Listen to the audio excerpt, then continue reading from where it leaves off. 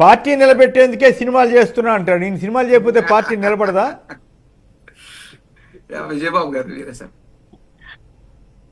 అది ఎందుకంటే సినిమాల నుంచి వచ్చేటువంటి ఆదాయాన్ని ఏమైనా మాసెస్ కోసం ఏమైనా ఖర్చు పెడుతున్నాడా?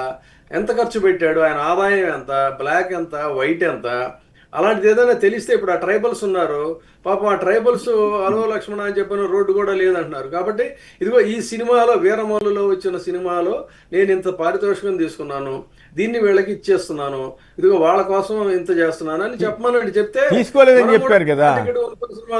తీసుకోలేదని చెప్పారు కదా సార్. తీసుకోలేదన్నారు. పైగా అది నష్టాల్లోకి వెళ్ళిందంట కదా. ఆ నిర్మాత గారు చాలా ఇబ్బందులు పడుతున్నారు. యాజ్ పర్ ఇప్పుడు ఆల్రెడీ కోర్టులో ఒక ఐఏఎస్ ఆఫీసర్ ఏదో వేసినట్టున్నాడు. దేనికైనా కూడా ఇప్పుడు ఆయన ఓత్ తీసుకుంది ఏంటి?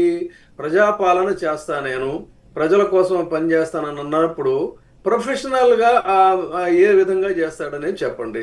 దానికోసం ఏం చేయాలి? అసెంబ్లీలో ఒక తీర్మానం చేసి ఫలానా దీనికోసం ఒక ఎక్సెప్షనల్గా ఇదిగో ఈ సినిమా నేను చేస్తున్నాను అనేది ఒక ప్రొసీజర్ ఉంటుంది.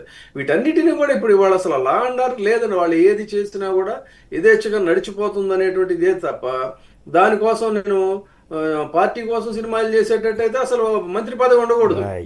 పార్టీ నడుపుకోండి, సినిమాలు చేసుకోండి. మంత్రి పదవి అంటే రాజ్యాంగబద్ధమైన పదవి. లిబరేషన్ కాంగ్రెస్ అధ్యక్షుడు ఆయన మాజీ ఐఏఎస్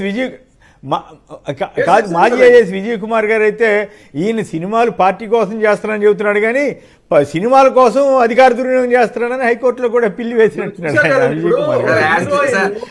వాళ్ళు ప్రచారం కూడా చేసుకున్నాడు కదా, ఉత్సాహంగా ప్రచారం చేశాడు. రైట్. ఫైనల్ గా రాజు సంక్షిప్తంగా ఒక మాట చెప్పండి. పార్టీ కోసం సినిమాలు చేస్తున్నాను.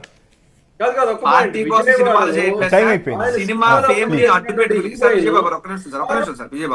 పార్టీ కోసం సినిమాలు చేయడం కానీ ఆ సినిమా ఫేమ్ ను అడ్డు పెట్టుకుని చంద్రబాబు నాయుడు గారి దగ్గర ప్యాకేజీలు పొందుతూ దత్తపుత్రుగా ఆయన యొక్క పాత్రని బహుముఖ ప్రజ్ఞాశాలిత్వ తత్వంతో బాగా ప్రదర్శిస్తున్నాడు. సినిమాల్లో కన్నా రాజకీయాల్లో బాగా యాక్టింగ్ చేస్తున్నాడు.